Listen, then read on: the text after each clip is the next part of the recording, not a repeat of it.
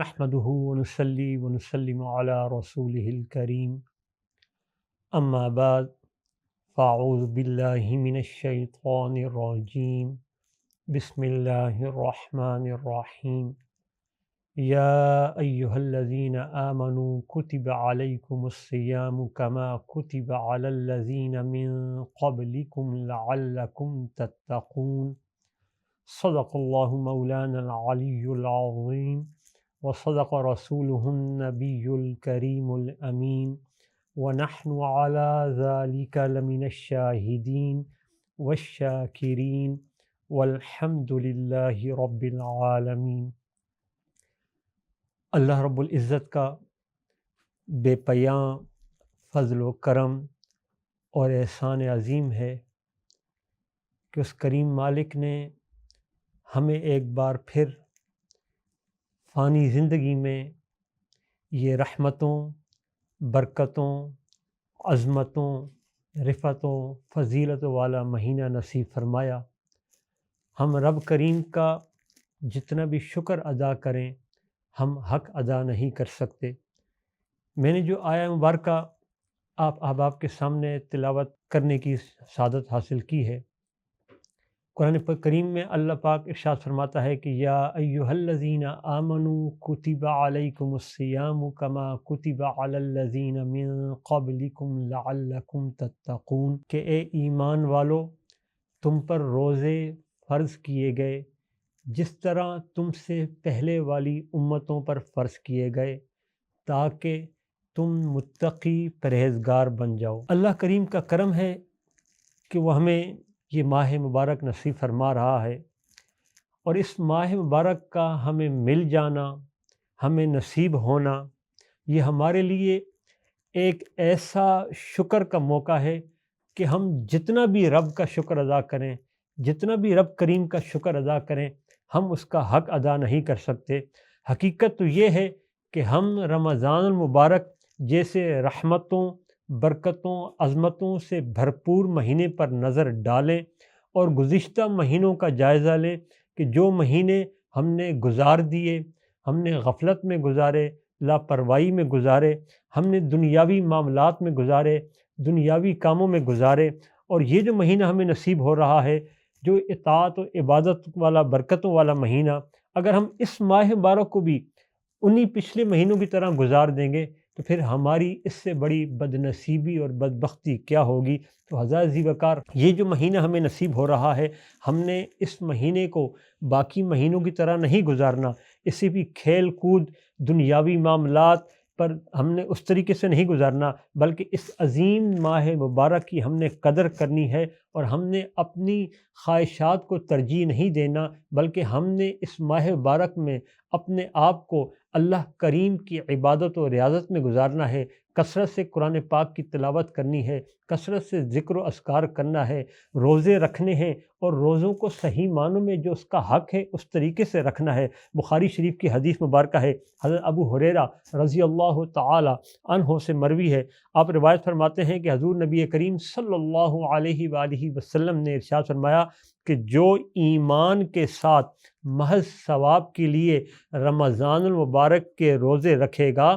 تو اللہ کریم اس کے سابقہ سارے گناہوں کو بخش دے گا، معاف فرما دے گا۔ توجہ فرمائیں کہ کتنی بڑی سعادت ہے، کتنی بڑی عظیم برکت ہے۔ اور حدیث قدسی میں اللہ رب العالمین فرماتا ہے کہ الصوم لی وانا اجزی بہ، کہ روزہ میرے لیے ہے اور میں ہی اس کی جزا دوں گا۔ اب آپ غور فرمائیں کہ رب کریم کس طرح جزا دے گا، کس طرح عطا فرمائے گا۔ تو روزے کے لیے رب کریم فرما رہا ہے کہ روزہ میرے لیے ہے اور میں ہی اس کی جزا دوں گا۔ حضرات ذی وقار، اسلام کے نظام عبادت میں روزے کو بنیادی اہمیت حاصل ہے، اور آج دیکھنے میں ہمیں کیا آتا ہے کہ افسوس کے ساتھ کہ ہماری نوجوان نسل، ینگ جنریشن بلا کسی شرعی عذر کے رمضان مبارک کے روزے نہیں رکھتے، اور ایسے الفاظ استعمال کرتے ہیں، اس طرح کی گفتگو کرتے ہیں کہ روزے تو وہ رکھے کہ جس کے پاس پیسے نہیں ہیں یا کھانے پینے کے لیے کوئی چیز نہیں ہے، تو عزیز وقار یہ لا علمی اور کم علمی کی بات ہے۔